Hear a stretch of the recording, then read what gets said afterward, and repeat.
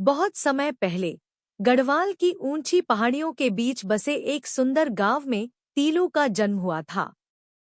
तीलू के पिता भूप सिंह एक साहसी योद्धा थे। जब तीलू छोटी थी तब वह गुड़ियों से खेलने के बजाय अपने पिता को तलवारबाजी करते हुए बड़े चाव से देखती थी।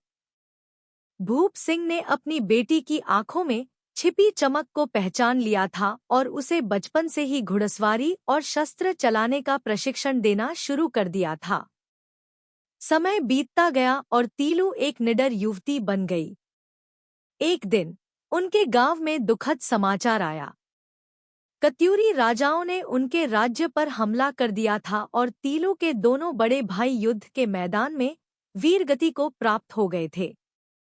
पूरे गांव में मातम छा गया था, लेकिन तीलू की आंखों में आंसू नहीं, बल्कि प्रतिशोध की ज्वाला थी। उसने अपने भाइयों का बदला लेने और अपनी मातृभूमि की रक्षा करने का संकल्प लिया। तीलू ने अपने पारंपरिक आभूषणों और सुंदर कपड़ों को त्याग दिया। उसने भारी युद्ध कवच पहने और अपनी ढाल उठा ली। उसने प्रतिज्ञा की कि जब तक वह अपने राज्य के सभी किलों को दुश्मनों से मुक्त नहीं करा लेगी, तब तक वह वापस नहीं लौटेगी। उसकी वीरता को देखकर गांव की अन्य युवतियां भी प्रेरित हुईं और उन्होंने तीलू के साथ युद्ध में जाने का निर्णय लिया। तीलू की सबसे प्रिय साथी उसकी घोड़ी बिंदुली थी।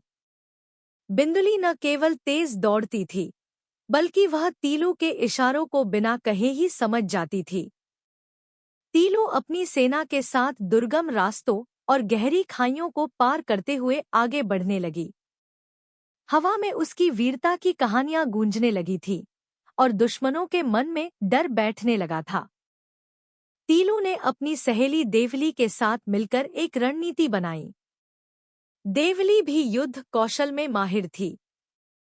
उन्होंने तय किया कि वे सीधे हमले के बजाय पहाड़ों की ऊंचाइयों का फायदा उठाएंगी।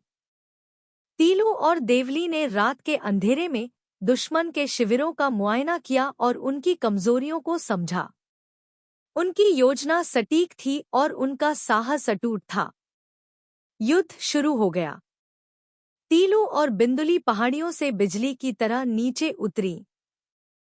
तीलू ने 7 सालों तक लगातार लड़ाई लड़ी और एक-एक करके खैरागढ़, मानेलागढ़ और कई अन्य महत्वपूर्ण किलों को दुश्मनों के चंगुल से छुड़ाया। उसकी तलवार जब चलती थी, तो दुश्मन के पैर उखड़ जाते थे। तीलू केवल एक योद्धा नहीं, बल्कि अन्याय के विरुद्ध